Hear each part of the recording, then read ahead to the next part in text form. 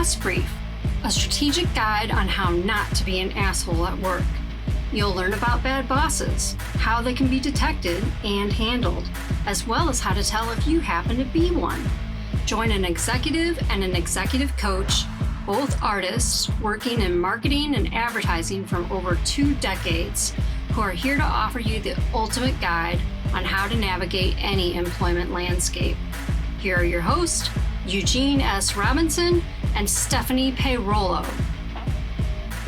Welcome to the Bad Boss Brief. I'm Stephanie Peirolo. I'm Eugene S. Robinson. And we are here with episode 19, The Hot and Cold Boss. Yeah. Have you had one of those? Yeah. I have had one of those, but the rumor was that he had also taken a contract out on his wife's life. So I trod very lightly. I gave him his space in regards to the hot and coldness. I figured he had a lot on his plate. Well, I mean, this wasn't a rumor that kicked in after we worked there and we're like, hey, this was a rumor that was present as we were working with this guy. So scary. Okay, so I can't top that. There's you win on the hot and cold boss story. So the reason that this was actually a listener wrote in and suggested this, and thank you, listener, for suggesting that. I think what's interesting about a hot and cold boss is that we're not talking about a boss who's a bully, or we're not talking about a boss who's over affectionate. The idea is that they are both either or. And so really the kind of the bottom line challenge of this is it's a lack of consistency. Yes. And in fact, I had a friend who was embarrassedly at one point admitted to me, I said, hey, Dave, what do you do? And he goes, I'm a pickup coach. And I was like, is that paying? He goes, you wouldn't believe. And I go, so give me, what are you teaching? He goes, well, the thing I taught this week was 2 slaps and a kiss. And I go, what is that? He goes, pretty much he set out a theory for inconsistency that kept the other person so imbalanced that he could gain some sort of upper hand. And I think that's precisely maybe what we're talking about here, And it's interesting because I hadn't really thought of it as a strategic choice because I find it to be such reprehensible behavior.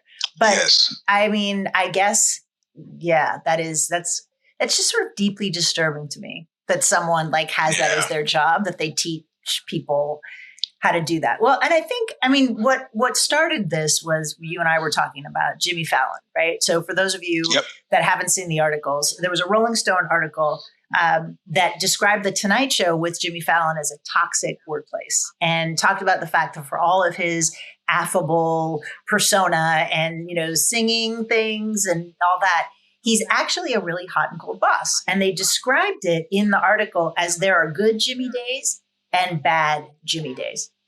Yep. Right. And it was that volatility. And what's interesting is that, he's not accused at any point of sexually harassing people. There's not stories of, him hurting anyone or throwing things, but he would be very angry. Sometimes the assumption was around the consumption of alcohol, which is a whole other issue. And we have done a show on that.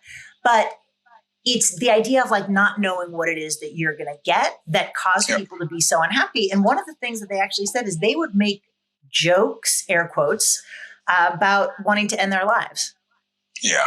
That the work was so bad that people they made jokes about suicide.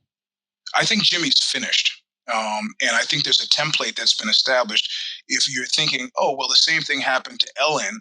Yeah, you're right. But even before then, you have to go way back, and I'm sure none of our listeners are remembering this, but Arthur Godfrey, who may have been the first, or Steve Allen was the first host, or may have been, I think it was the Arthur Godfrey show, which was an early talk show template for the Tonight Show. Arthur Godfrey got killed by a open mic, and he was really rude and mean to this character on this show that everybody loved. I don't want to say Topo Gigio, but something like, we're talking the 1950s, and somebody left the mic open and the audience heard it, and that was pretty much the end of the Arthur Godfrey show. He didn't sexually harass anybody, didn't beat anybody up, but the dissonance of this guy that they all loved on TV versus who he really was ruined it. And if you think that there's no, like Michael Corleone says in The Godfather, we have friends at newspapers who might like a story like that because suddenly people are talking about, hey, where's Coco? Where's Conan O'Brien? Doesn't he need a show now? And it's hard to square. It's hard to square that giggling guy, that giggling cute Jimmy Fallon, with the monster that made people want to kill themselves. I think he's done. See, and I hope that you're right, but I don't think he's going to be done because he's a white guy. And, I mean. Well, so was Arthur Godfrey. Yeah, but that was a different era, right? Yes. I mean, we have a man who's running for president who tried to overthrow the government and has been credibly accused of raping multiple women. Right. And that doesn't seem to be concerning people who talk about wanting to vote for him and wearing his red hat. Yeah, But what was interesting is that Jerry Seinfeld was a guest on Fallon, and he actually took Fallon to task for how incredibly unkind he was to, I think it was a camera person. And Jerry Seinfeld was like, no, you are not, go apologize to that person. And so it's not as if like it hasn't gotten noticed or he hasn't been called on it, but we'll see. I mean, I think what's interesting is that no one would go on the record and defend Fallon. The most that happened was that the NBC professed their support for The Tonight Show, the show, not the man. And so I think that's a level of, I mean, you've got, the convicted rapist who's being supported or was being supported by Ashton Kutcher and his wife, about Danny Masterson. Yeah. What a great guy he is in spite of the fact that he, has been convicted of. Hey, if he's not raping you, he's great. Yeah. I mean, but so I think what's interesting here, from the Bad Boss Brief side of it is that how destabilizing it is for people to not know whether they're going to have a good boss day or a bad boss day. And I was reading, I got a email today from the Harvard Business Review, and it had an article that was talking about high performing teams need psychological safety. And here's how to create it. And, those little soundbitey titles just make me cringe. But what was interesting is it says here in the article, psychological safety, the belief that you won't be punished when you make a mistake. So that's how this article by Laura Delazona talks about psychological safety. It's just feeling like you're not going to get punished for making a mistake. I would disagree. I think psychological safety is much more complex. I think psychological safety, yes, that's a component of it, but you could, maybe people at Jimmy Fallon weren't afraid of being punished if they made a mistake. Maybe they were just always walking on eggshells, because I think one of the challenges is that these people are getting in trouble whether they made a mistake or not. So I'm suggesting that psychological safety needs to also be comprised of some sort of consistency. I would rather have a boss who is consistently grumpy or loses his temper when people do something wrong than with somebody who you don't know whether you're going to, whether it's a good Jimmy day or a bad Jimmy day. Right. What's interesting too, in my stints as boss, whether it was editor-in-chief of EQ, editor-in-chief of Code magazine, or I never lost my temper. Never. And I think people who in fact, and largely in life, I've not lost my temper a lot. I lost my temper with one guy in Gold's Gym and felt so bad about it that I called, and he was upset and left. And I called him at home and said, "Hey man, I'm sorry. Hey, I was having an argument with my wife at the time, and he kept interrupting no matter where we went in the gym. He just kept following us, injecting himself in the argument. And I just go, what? You got to get the fuck out of here." And he went, and I didn't like it. I think, I don't think there's an excuse for it. It's really rare for me to lose my temper. And that was in 1987 I did that. So if a boss loses his or her temper, in my mind, I mark it down as inexcusable. I don't quit the job, but in my mind, at this point, I have safety and security issues from the outset. That's just me. That's my psychomonograph. Well, and I think yes and no, right? Because I think one of the challenges is, what does losing your temper mean? right? Like, I think I have a pretty good idea what losing one's temper means to you. The challenge is I work in Seattle, right? And in Seattle, having energy in a conversation can be considered losing your temper, right? So, when I worked in agencies, my best friend and I worked together. She ran the studio, I ran new business, and we would frequently disagree. It's, 2:00 in the morning, we're getting ready for a pitch, something isn't happening, and I get shirty, right? And she's from New York. She could take lots of energy, and we would be she dealt with it. Yeah, and we were arguing as best friends. And to me, the level of conflict was about a 2 or a 3 on a scale of 10. To people in Seattle who are very conflict avoidant as a generalization, they thought it was like a 12.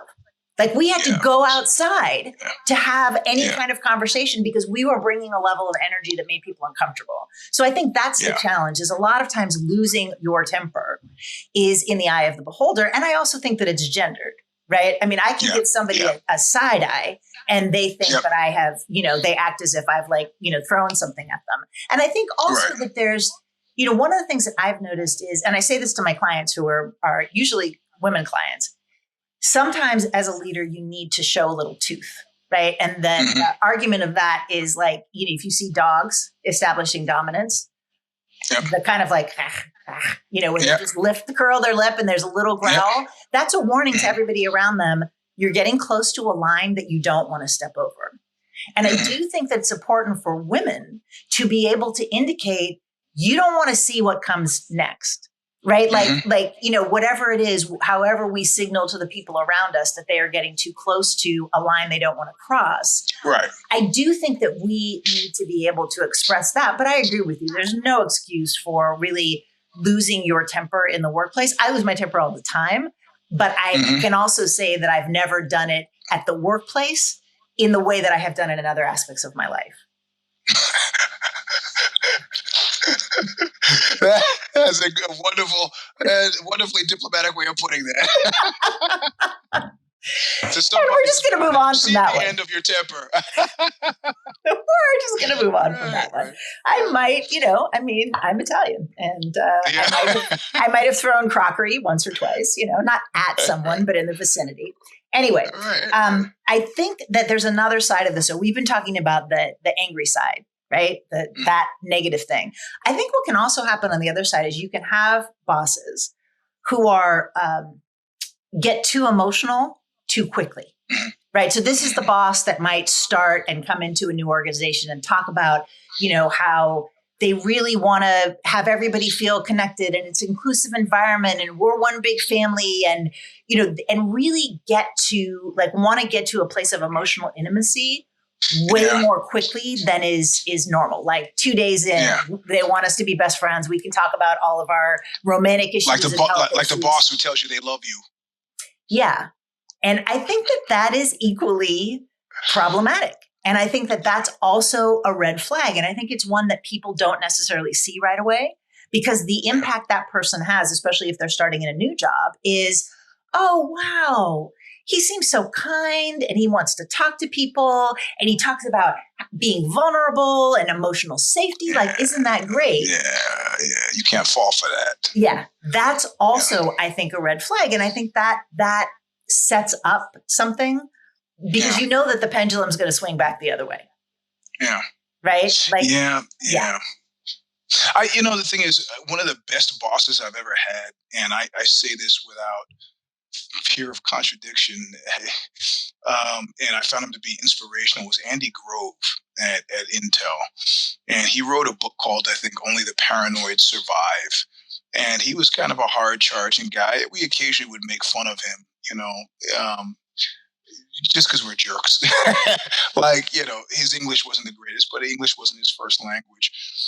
He's Hungarian. But he was phenomenal. And I never saw him lose his temper, but he was a demanding boss. And he led by, it framed how I did things later as a boss. He led by example. So he didn't say, listen, I want you to show up at 4:00 in the morning to cover the German press conference. He would say, I'll be here at 4 a.m. I want you to cover the German press conference. And I found that to be completely not asking me to do something that you're not doing. And you love doing it because you want to see us succeed. And that was it. It wasn't personal with him. It was business. And that was the eye on the prize moment that made me believe that he was a straight up shooter. So I enjoyed working for him. And so it sounds like, because one of the things that I prefer is I do like professionalism. And it doesn't mean that I don't get to be friendly with people that I work with, that we can't develop some sort of friendships. But I like there to be a little separation between, the rest of my life and my work life. And I'm not necessarily going to lead with conversations about whatever.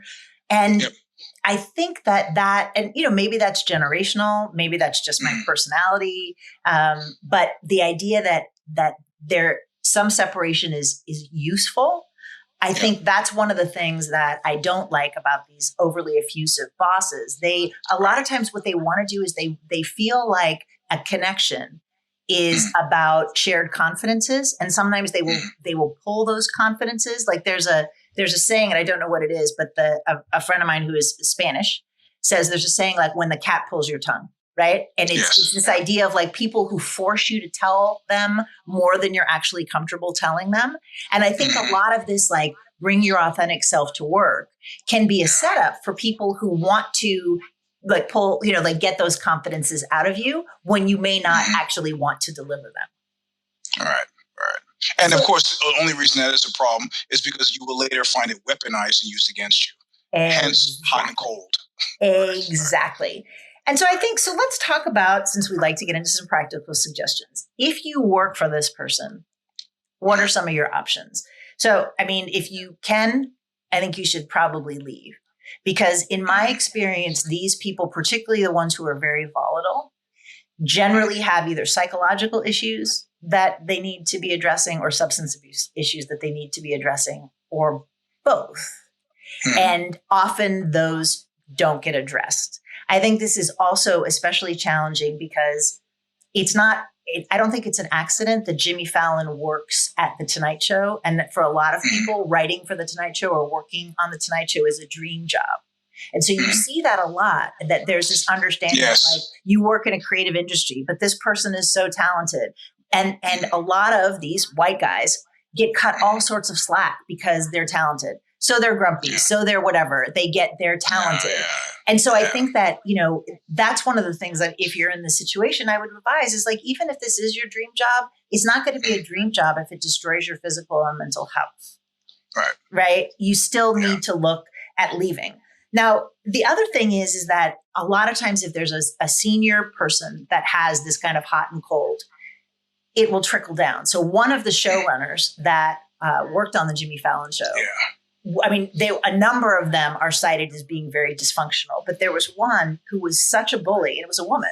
One of the staffers of the Tonight Show resigned because this woman was bullying them. And the woman showed up at this person's exit interview, which never happened, right? Never happened. So the person who's leaving goes to the exit interview thinking about, I think I'm going to say how and where and what the circumstances were of this woman bullying me. And they walk into their exit interview and there's HR and the person who's bullying them just sitting there. And so they didn't say anything. That's a flex. That's a fucking flex. Yeah. And that's not to say that like exit interviews are a whole nother thing, HR are a whole nother thing. But I think the idea is to. I would have roasted them right there. Yeah. And I think that the idea is that sometimes the psychological bullying can have such an impact that people just don't have the capacity to stand up with it, stand up to it or to name it. If you can leave, right? And it doesn't matter that it's your dream job. You can get another dream job. If not, you will have your health and your sanity and your self-respect. Yep. If you have some power in that organization, maybe this is something that a peer is doing. I think it's important for you to name it. Right? Yep. Just name it. When you show up one day and you have this affect and you show up another day, it makes people feel insecure. It doesn't create that psychological safety that's necessary for us to do our job, however you articulate it. And then I think the other thing is to be mindful about the kinds of conversations that can keep this going, right? So one of the things that I've seen of the hot and cold boss that's a little subtler is I worked at a place once where they had this thing called the black cloud. That's what I called it. Where all of a sudden, a person who was doing a pretty good job, the leader would decide that it was always a she, was doing a terrible job, right? And maybe he did it to men too, but it would be like one day you come in and suddenly the boss doesn't like how you do your hair and has decided that from that, there's all these extrapolations. A lot of times those bosses and these dysfunctional bosses, they like a lot of other people to agree with them. So there'll be a lot of conversations about, I didn't really like what her expression was, or what does he actually do? And they start like, you know, in a professional way, pretending that it's gossip disguised as management. Yeah. And those are situations you want to not be there, right? Yeah. Gossip is not management, and you need, if you are in management, you need to learn the difference. And really, that's straight up adult bullying. No question. Yes. And this idea of like trying to get other people on your side, trying to sort of create a narrative. Those are situations, you know, if you're talking about a third person, be really like, what are you saying that you wouldn't say in front of them? What if the email that you're writing or the conversation that you're having was broadcast across the, you know, the company on Slack?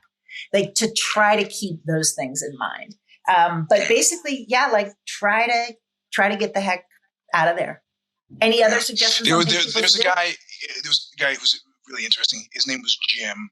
I'll spare him me using his last name, who did that at Apple. Was just, you know, we would call him a corporate operator, right? Was, rather than actually doing a lot of work, was just doing a lot of snaky work to undermine those around him rather than to pull himself ahead. And he eventually quit because he thought that he could see that it was coming down. I mean, Apple wasn't going to do anything horrible to him because they had such A-list players that everybody was just focused on achieving, and were like, what are you doing, punching somebody in the face back there? But he quit and went to Cisco. And Cisco, he aggressively misread Cisco, and they just fired him. You know, it was a company of engineers, you know, by engineers, for engineers, totally serious, not into this corporate gamesmanship. And he just got his, I mean, it was literally fast. It was like 6 months after he left Apple, was canned at Cisco. They weren't playing that game. So good luck to you. Hey, do you have a fire me for this week? I do. Do you remember a few shows ago where I talked about the upcoming layoffs at Google? Yes. Well, they happen a few weeks later, but they happen. And so this fire me is not about the ones that just happened that made the press that everybody's read about, but here I am. As people don't know, this is not my house I'm sitting in now. I'm actually in Spain now. Here I am in Spain, and through back channel means know that there's going to be another bloodletting in November at Google. So I find this interesting from a corporate perspective because, you know, there's this whole discussion about, do you pull the Band-Aid off fast or do you pull it off slow? I think Google has decided you just pull it off when nobody's looking, you know, and they're just going to keep doing it. And this buffer that they created of people who don't have real jobs just to, you know, so that they can increase their market cap are now being systematically kind of let go for very much the same reason. So they can return, you know, stockholder investor value in a way that makes it seem reasonable. So if you got out of college, got your job at Google, and have been working there thinking that you're untouchable for the last 4, 5, 6, 3 years, November is the next bloodletting.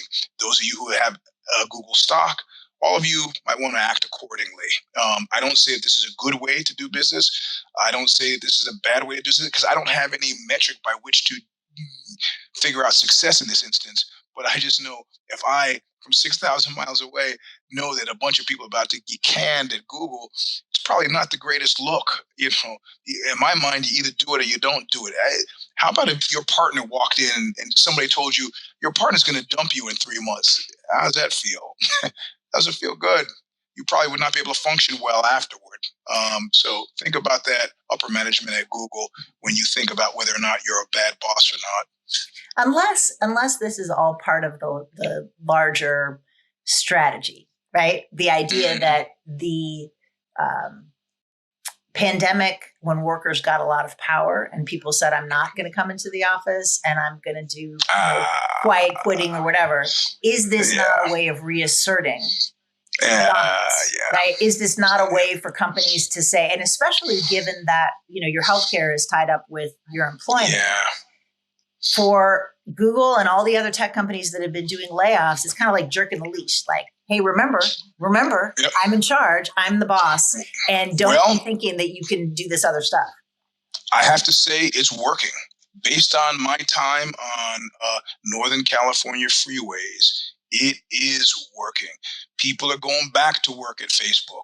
People are going back to work at Apple, and they're going back to work at Google. How do I know? Because the freeways are jam-packed like they haven't been since 2018. And that's the reality of it. So from that point of view, you guys got it. You scared people. They're back. But I think there still is, at least what I'm hearing about in Seattle, is there still are the elite few whose, skills and talents are so much in demand that they can say, I'm not coming in. I live in Montana now. I can go find another job. I think it's few and far between, but those are the ones that I imagine stick in the craw of those kind of leaders.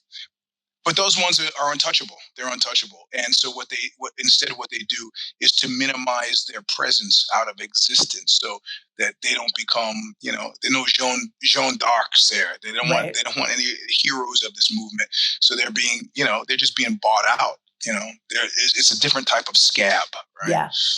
I've got a fire me, actually. So when I was in high school, one of my favorite teachers talked a lot about Vassar. She had gone to Vassar, and she talked about what a formative experience it was for her to go to a women's college, and how it made her a feminist, and she connected with all these women. And so I always had this great, I'd like Vassar. Oh, wow, that's great. Well, news came out today that for decades, Vassar has consistently paid male professors more than female professors. Ho, ho, ho, ho, ho, ho. It has been so progressive and so pervasive that it's obviously, it's a policy, whether it's stated or not. And it was just so interesting to think about, why am I even surprised? Right? Yeah. That an organization that supports the education of women and can graduate women like my, high school history teacher, who can, be a feminist and help empower other women, et cetera, they still operate within the same society.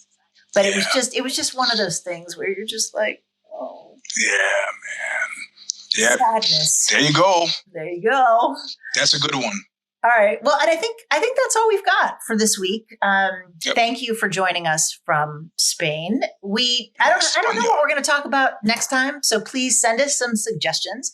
WTF@badbossbrief.com. We also have another show, which is called Sub Rosa. It's not a show. It's just quick. Yeah. Sub Rosa.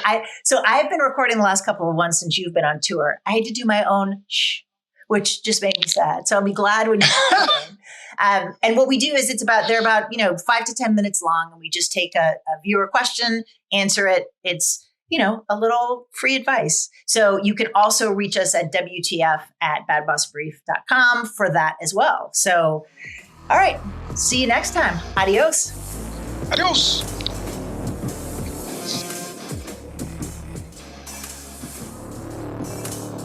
Thank you for joining us for another episode of the Bad Boss Brief podcast with your hosts, Eugene S. Robinson and Stephanie Peirolo.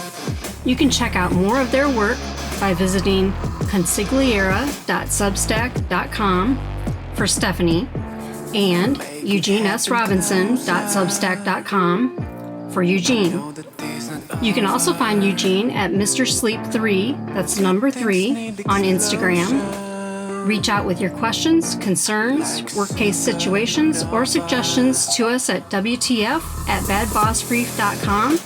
We personally answer every submission.